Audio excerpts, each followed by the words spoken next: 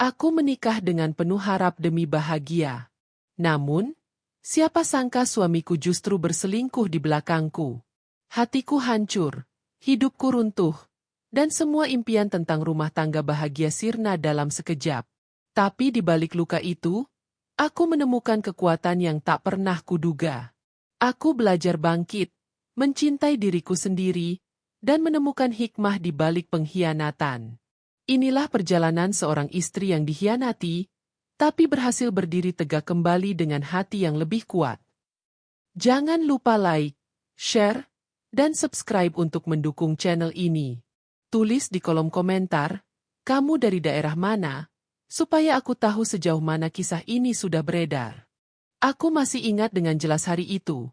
Hari di mana aku mengucap janji suci di depan penghulu, orang tua, dan tamu undangan yang hadir. Gaun putih sederhana melekat di tubuhku, tidak mewah, tapi bagiku itu sudah lebih dari cukup.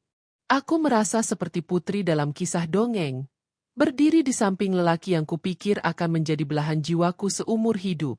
Sejak kecil, aku selalu membayangkan pernikahan sebagai puncak kebahagiaan seorang wanita. Aku dibesarkan dengan cerita-cerita bahwa menikah itu ibarat membuka pintu menuju kehidupan baru yang penuh cinta dan kasih sayang. Dan hari itu, aku benar-benar percaya. Aku percaya bahwa setelah ini, aku tidak akan pernah sendirian lagi. Ada dia, lelaki yang kini kupanggil suami, yang akan selalu ada di sisiku. Tepuk tangan riuh terdengar ketika akad selesai. Aku menunduk malu, bibirku tersenyum tipis. Ayah menatapku dengan mata berkaca-kaca, seolah berkata bahwa kini aku telah resmi menjadi tanggung jawab lelaki yang duduk di sampingku. Sementara ibu memelukku erat, berbisik pelan, "Jaga rumah tanggamu, Nak. Ingat, pernikahan itu bukan hanya tentang bahagia, tapi juga perjuangan."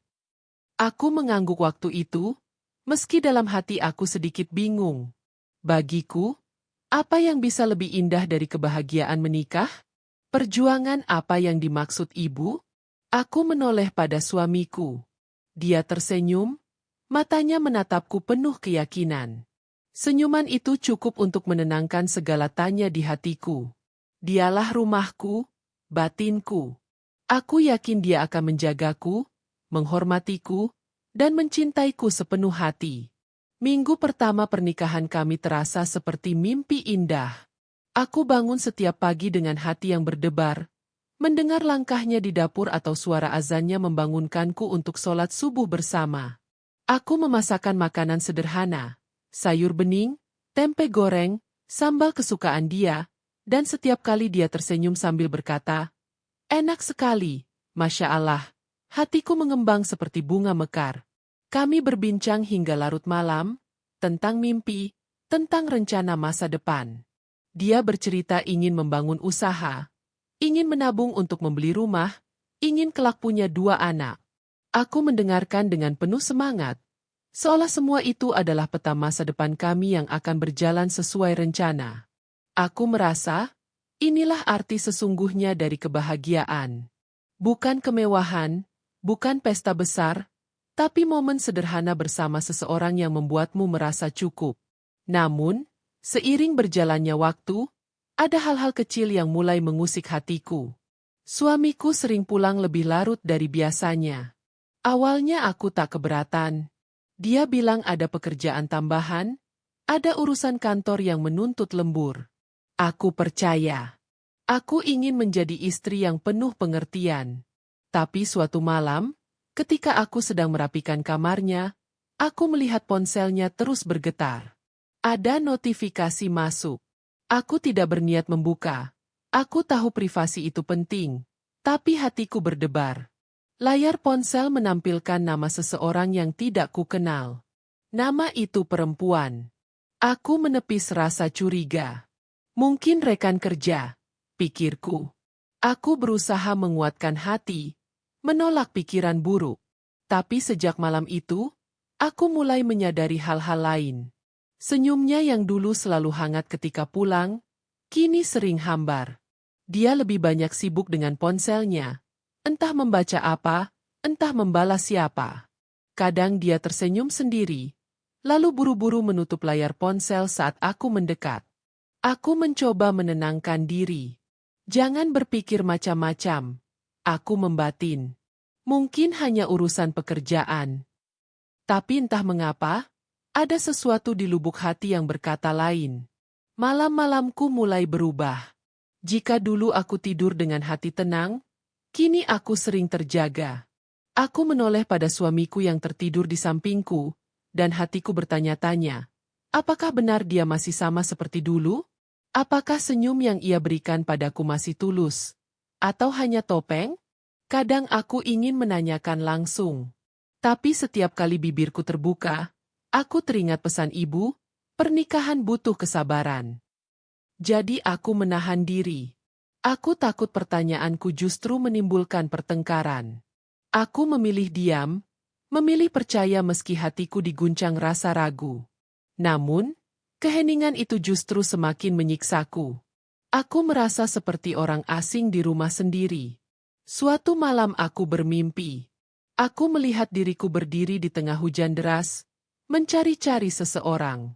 Aku berlari, basah kuyup, tapi setiap kali aku hampir mendekat, dia menjauh.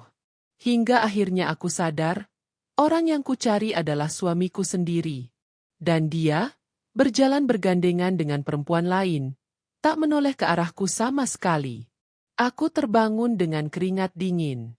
Hati berdegup kencang. Aku menatap wajah suamiku yang tidur pulas di sampingku, dan entah kenapa, mimpi itu terasa begitu nyata. Aku menghela napas panjang, berusaha menepis firasat buruk. Tapi sejak saat itu, aku tidak pernah lagi bisa merasa benar-benar tenang. Meski begitu, aku masih mencoba bertahan pada janji awal. Bukankah pernikahan memang butuh perjuangan? Bukankah setiap rumah tangga pasti punya ujian?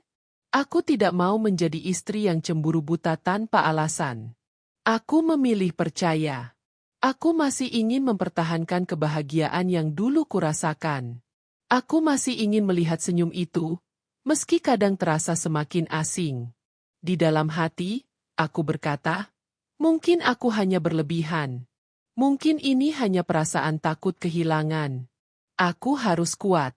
Aku harus sabar. Namun, aku tidak tahu bahwa sabarku akan diuji jauh lebih keras dari yang pernah kubayangkan. Aku pernah membaca sebuah kalimat, kepercayaan itu ibarat kaca. Sekali retak, meski bisa direkatkan, bekasnya tetap ada. Dan malam itu, aku baru benar-benar mengerti arti kalimat itu.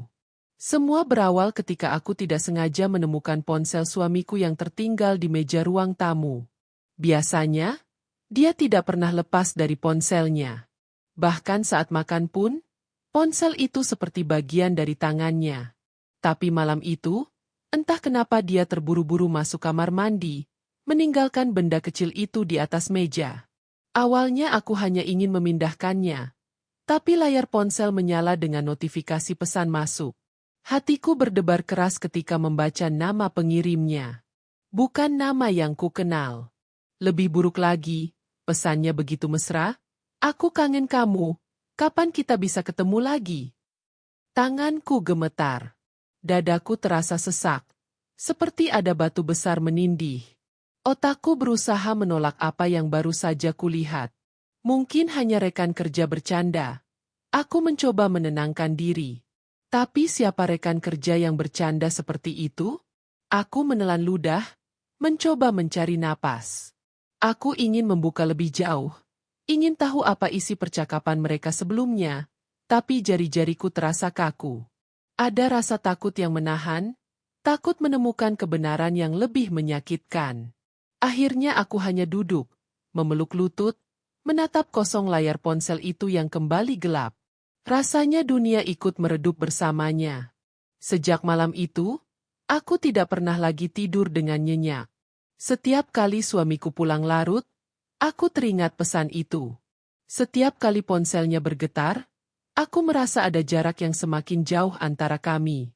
Aku berusaha tetap tersenyum, tetap melayaninya seperti biasa. Tapi di balik senyumku, hatiku hancur sedikit demi sedikit. Malam-malamku dipenuhi tangisan tertahan. Aku menangis tanpa suara, takut dia mendengarnya. Kadang aku memeluk bantal erat-erat, mencoba menyalurkan sakit yang tak bisa kuceritakan pada siapapun. Aku mulai kehilangan nafsu makan. Tubuhku melemah, mataku sering sembab. Suamiku beberapa kali bertanya, "Kamu sakit? Kok pucat sekali?" Dan aku hanya tersenyum kaku, menjawab, "Tidak, hanya kurang tidur." Dia percaya begitu saja. Atau mungkin pura-pura percaya. Ada kalanya aku ingin memberanikan diri bertanya langsung, "Siapa dia? Kenapa kau berpesan seperti itu dengan wanita lain?" Tapi bibirku terkunci. Aku takut jawabannya akan menghancurkan segalanya. Aku masih ingat pesan ibu di malam pernikahanku, pernikahan itu butuh kesabaran. Kata-kata itu seperti tali yang menahanku. Aku merasa jika aku bertanya dengan nada curiga, aku justru akan dianggap istri yang tidak percaya, istri yang cemburuan. Dan aku tidak mau menjadi seperti itu. Jadi aku memilih diam. Tapi diamku justru menjadi racun. Hari-hariku terasa hampa.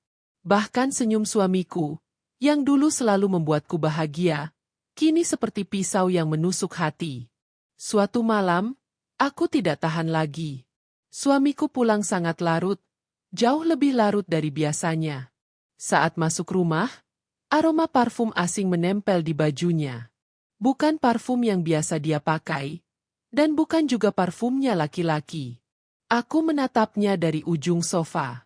Dia terlihat kaget melihatku masih terjaga. "Kok belum tidur?"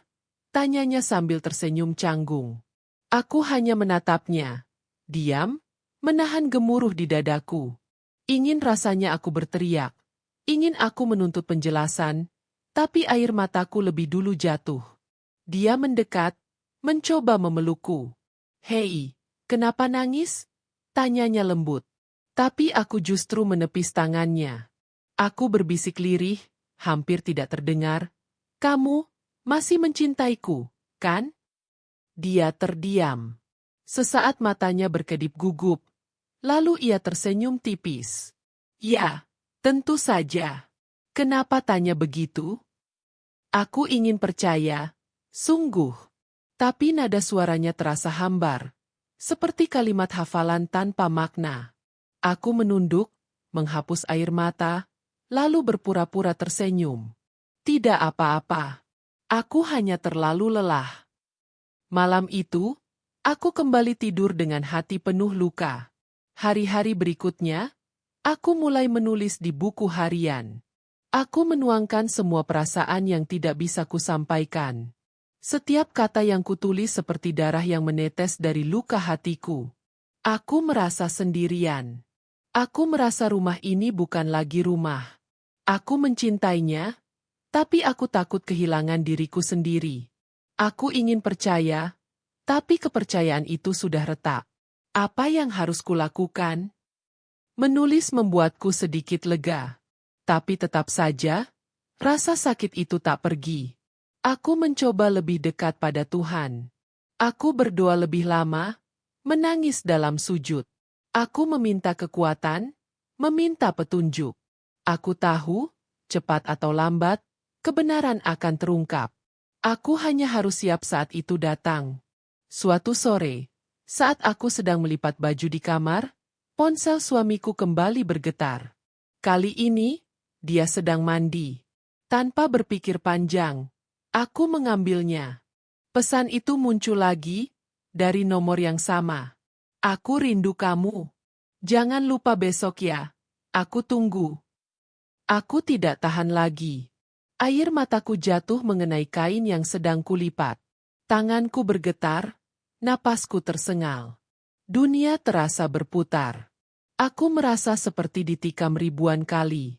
Semua yang kupeluk sebagai kebahagiaan, semua yang kujaga dengan cinta, hancur seketika. Malam itu, aku tidak bisa menatap wajah suamiku. Aku berpura-pura tidur ketika dia masuk kamar. Punggungku menghadapnya, air mata membasahi bantal. Dia mungkin mengira aku tertidur pulas, padahal aku terjaga sepanjang malam, bertarung dengan sakit yang membunuh perlahan. Hari-hari berikutnya, aku menjadi dua orang sekaligus. Di luar, aku masih istri yang tersenyum, memasak, melayani, menjaga rumah. Tapi di dalam, aku adalah wanita rapuh yang hancur berkeping-keping. Aku tidak tahu sampai kapan aku bisa bertahan. Aku tidak tahu apakah suamiku sadar bahwa aku tahu. Tapi yang jelas, kepercayaan yang dulu begitu kukuh, kini tinggal puing-puing. Dan dari puing-puing itu, aku sadar, aku harus bersiap. Karena badai yang lebih besar sedang menunggu di depan mata. Aku selalu berharap firasatku salah. Bahwa semua pesan itu hanyalah salah paham. Bahwa parfum asing di bajunya hanya kebetulan. Aku ingin tetap percaya kalau suamiku masih pria yang sama seperti dulu. Lelaki yang memegang tanganku erat di pelaminan, berjanji akan menjagaku seumur hidup.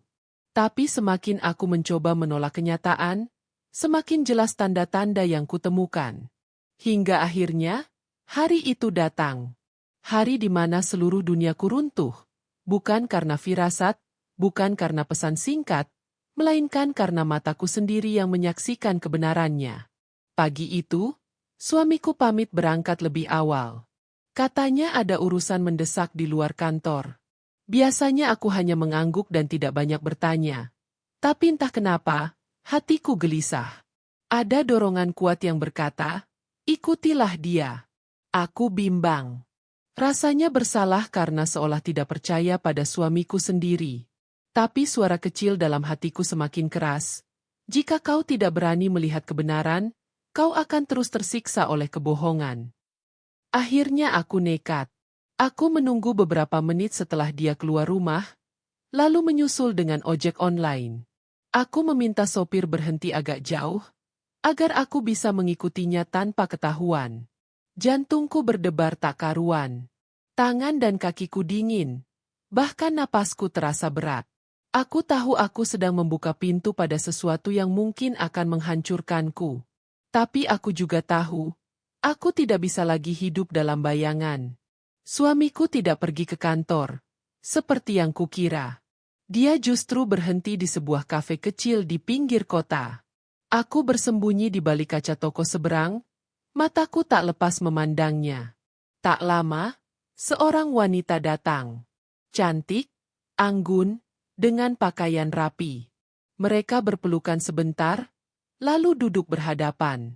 Aku melihat suamiku tertawa, tawa yang sudah lama tidak kulihat saat bersama denganku.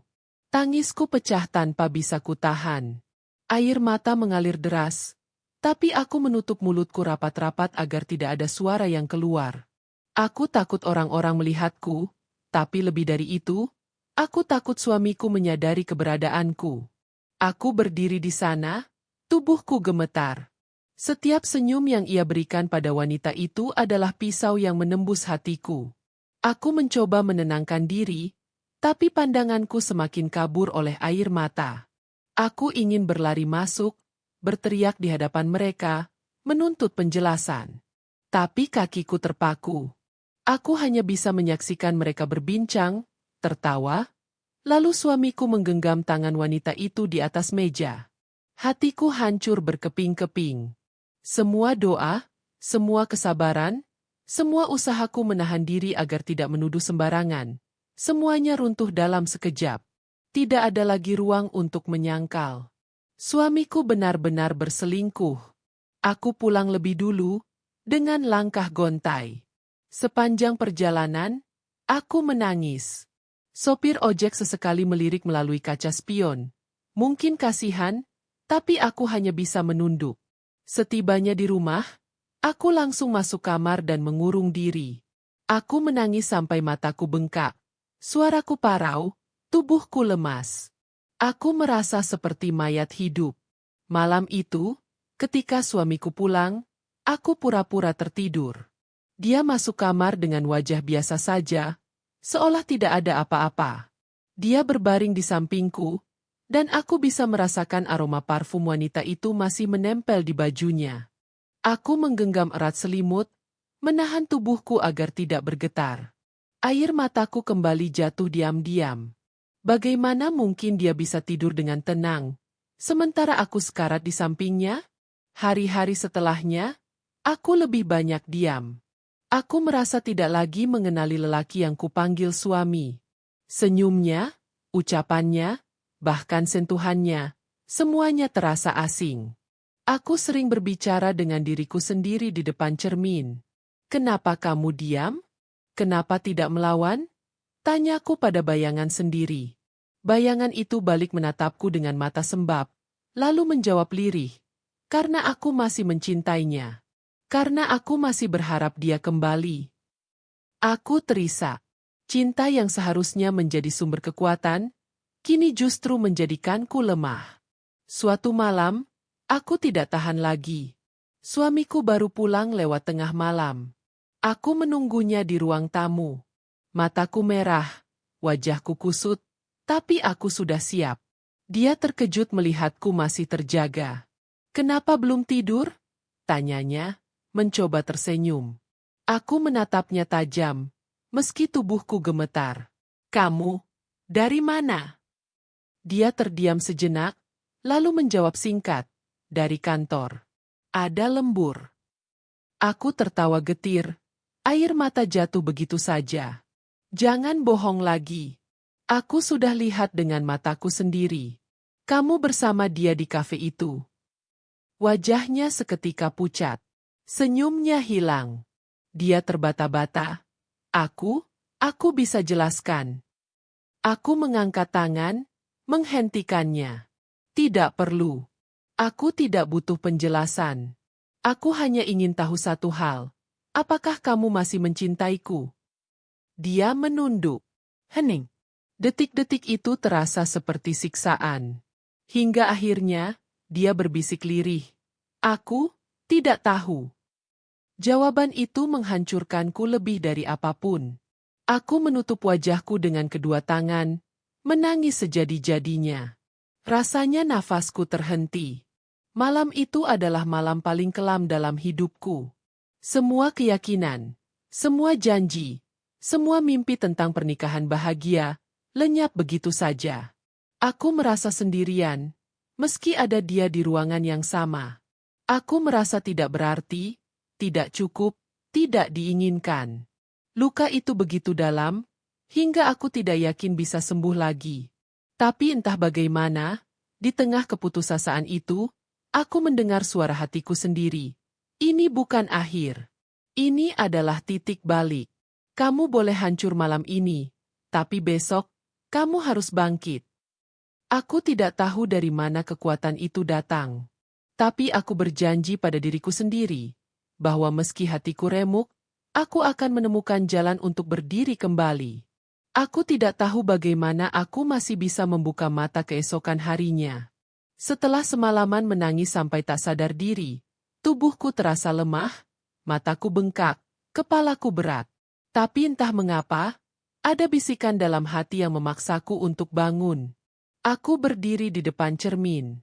Wajahku tampak asing, kusut, pucat, dan rapuh. Aku menatap diriku lama sekali, lalu bertanya pelan, apakah aku akan terus jadi perempuan seperti ini? Menangis setiap malam karena lelaki yang sudah tidak mencintaiku lagi. Bayangan di cermin tidak menjawab, tapi aku tahu, jawabannya ada di tanganku. Hari-hari berikutnya adalah neraka yang sunyi. Suamiku jarang pulang, dan ketika pulang pun wajahnya dingin, penuh jarak. Kami jarang bicara. Bahkan saat aku mencoba membuka percakapan, dia hanya menjawab seperlunya. Aku tahu dia masih berhubungan dengan wanita itu.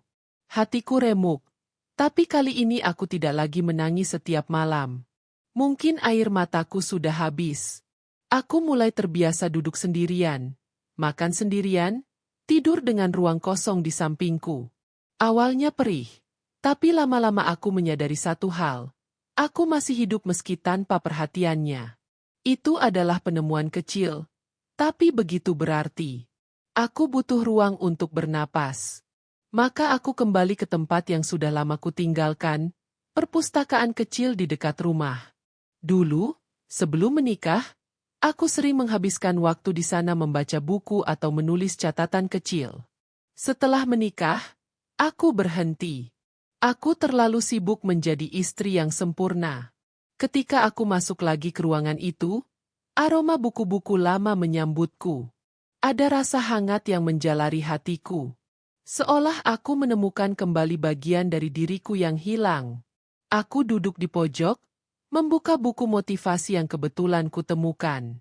Kalimat pertama yang kubaca membuatku terdiam. Kadang Tuhan menghancurkan hatimu untuk menyelamatkan jiwamu. Aku menangis lagi, tapi kali ini bukan karena lemah. Aku menangis karena kata-kata itu seakan berbicara langsung kepadaku. Sore itu, ketika pulang dari perpustakaan, aku mendapati suamiku di ruang tamu. Dia sedang sibuk dengan ponselnya, tersenyum samar. Aku tidak perlu menebak siapa yang membuatnya tersenyum seperti itu. Aku sudah masak, kataku lirih. Dia hanya mengangguk tanpa menoleh. Aku sudah makan di luar. Jawaban itu menusukku, tapi aku tidak lagi terkejut. Aku hanya menarik napas dalam-dalam dan melangkah ke dapur. Kuletakkan piring-piring yang sudah kusiapkan ke dalam kulkas. Di tengah kesunyian itu, aku mendengar diriku berkata pelan, "Kau boleh ambil cintanya, tapi jangan ambil harga diriku." Suamiku tidak mendengar. Kalimat itu hanya untukku. Dan aku merasa sedikit lebih kuat setelah mengucapkannya. Hari demi hari, aku mulai membangun rutinitas baru. Aku bangun lebih pagi, berjalan kaki ke taman, lalu menulis di buku catatanku. Aku menulis segala rasa sakit, kekecewaan, sekaligus doa-doa kecil untuk masa depanku. Anehnya, semakin banyak aku menulis, hatiku terasa lebih ringan. Seolah aku sedang menuangkan racun dari tubuhku keluar lewat kata-kata. Aku juga mulai belajar hal-hal baru. Memasak resep yang berbeda, mencoba kerajinan tangan, bahkan mengikuti kelas daring tentang kewirausahaan. Aku ingin punya sesuatu yang bisa kulakukan untuk diriku sendiri, bukan hanya bergantung pada suami yang hatinya sudah bukan milikku lagi. Suatu malam, aku tidak bisa tidur. Aku keluar ke teras rumah, menatap langit yang penuh bintang. Udara dingin menusuk, tapi entah kenapa aku merasa tenang. Aku berbicara pada diriku sendiri, mungkin Tuhan memang menuliskan kisah ini untukku. Mungkin aku harus hancur dulu agar bisa menemukan diriku yang sesungguhnya. Aku tersenyum samar. Untuk pertama kalinya sejak semua ini terjadi, aku bisa tersenyum tanpa berpura-pura. Senyum yang datang dari dalam, meski samar, tapi nyata. Esoknya, ketika suamiku bersiap pergi, aku menatapnya dalam-dalam. Aku tidak lagi menangis atau memohon. Aku hanya berkata pelan, "Semoga kamu bahagia dengan pilihanmu." Dia terdiam, menatapku dengan raut wajah yang sulit kubaca. Ada kebingungan, ada sedikit rasa bersalah, tapi juga ada jarak yang tak bisa dijembatani. Aku melangkah ke dapur tanpa menunggu jawabannya. Aku sadar, aku tidak lagi ingin mencari validasi darinya. Aku ingin menemukan kebahagiaanku sendiri. Dan hari itu menjadi titik balik. Beberapa minggu kemudian, aku mulai sibuk dengan kegiatan baru. Aku menjual hasil kerajinan tanganku secara online. Awalnya hanya coba-coba, tapi ternyata banyak yang tertarik. Pesanan mulai datang sedikit demi sedikit. Setiap kali ada pesanan masuk, aku merasa seperti mendapatkan kembali harga diriku. Aku bukan hanya istri yang disia-siakan. Aku adalah perempuan yang bisa berdiri di atas kakinya sendiri. Mungkin suamiku tidak tahu. Mungkin dia tidak peduli. Tapi aku tidak lagi peduli pada pandangannya. Yang penting, aku peduli pada diriku sendiri. Malam itu, aku kembali menatap cermin. Wajahku masih sama, tapi mataku berbeda. Ada cahaya baru di sana. Cahaya yang lahir dari luka, tapi juga dari keberanian. Aku tersenyum pada bayanganku. Aku memang hancur, tapi aku tidak kalah. Aku patah, tapi aku akan tumbuh lagi. Untuk pertama kalinya, aku percaya pada kata-kata itu. Hari-hari berlalu seperti arus sungai. Tenang di permukaan, tapi deras di dalam. Luka hatiku memang belum sembuh sepenuhnya. Tapi aku mulai bisa berjalan dengan kepala tegak. Setiap pagi, aku menulis catatan kecil. Doa, rasa syukur, juga pengingat pada diriku sendiri bahwa aku berhak bahagia. Dan semakin aku menulis, semakin aku sadar, aku bukan lagi perempuan yang sama seperti dulu. Aku bukan lagi istri yang hanya menunggu cintanya. Aku adalah perempuan yang bisa mencintai dirinya sendiri. Suatu sore, suamiku pulang lebih awal. Entah kenapa, wajahnya tampak gusar. Dia duduk di ruang tamu, mengetuk-ngetukkan jarinya di meja. "Aku ingin bicara," katanya pelan. Aku duduk berseberangan, menatapnya tanpa banyak ekspresi. Dia menarik napas panjang. "Aku salah. Aku tidak seharusnya melibatkan orang lain. Aku hanya merasa kosong, dan dia datang mengisi." Aku mendengarnya tanpa memotong. Jantungku berdegup, tapi wajahku tenang. Dulu, kata-kata itu akan membuatku menangis. Kini, aku hanya merasa hampa. "Aku minta maaf," lanjutnya. "Aku ingin memperbaiki semuanya." Aku menatapnya dalam-dalam. Air mata hampir jatuh, tapi aku tahan. Dengan suara yang bergetar, aku berkata, "Aku sudah memaafkanmu, tapi tidak berarti aku bisa melupakan." Dia terdiam. Matanya mencari-cari jawabanku, tapi aku menunduk, lalu bangkit. "Kamu bilang merasa kosong.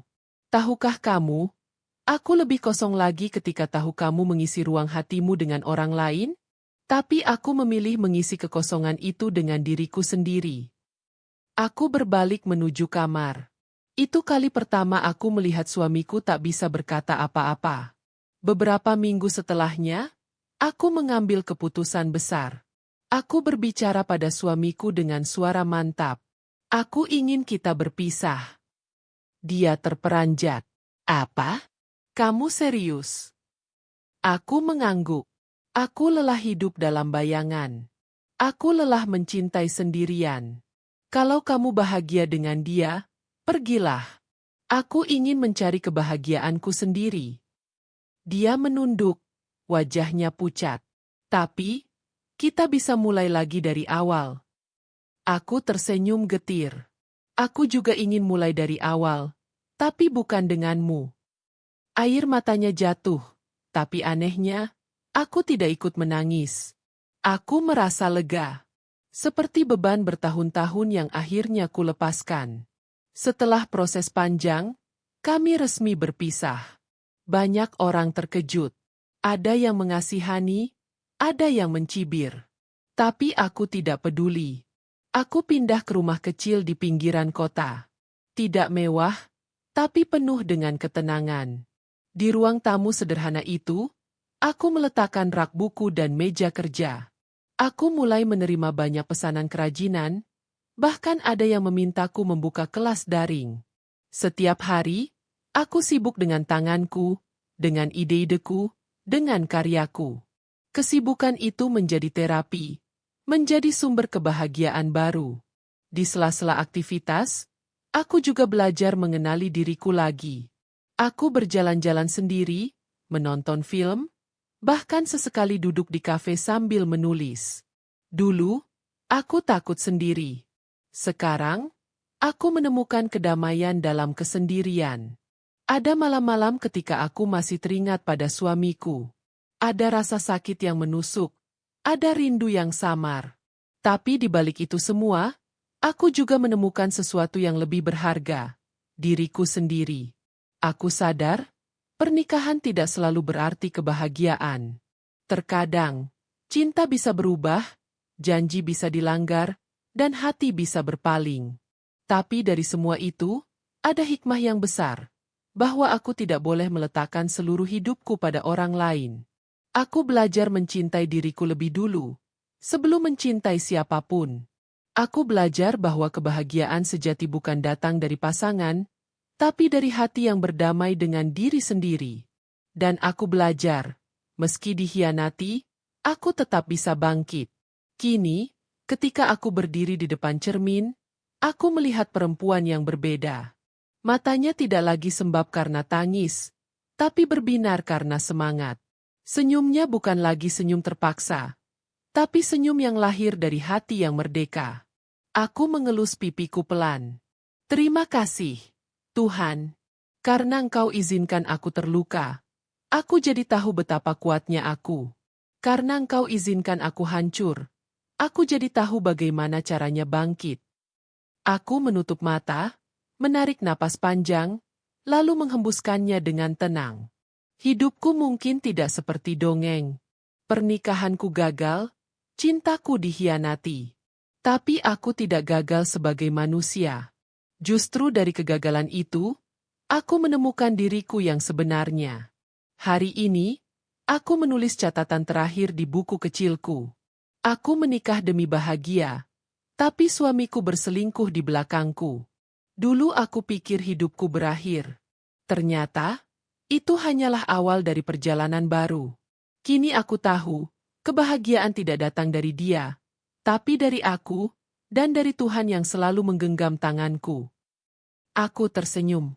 Buku itu kututup, dan aku menatap langit sore dari jendela. Cahaya matahari masuk ke dalam rumahku, hangat dan indah. Dan untuk pertama kalinya, aku benar-benar merasa bebas.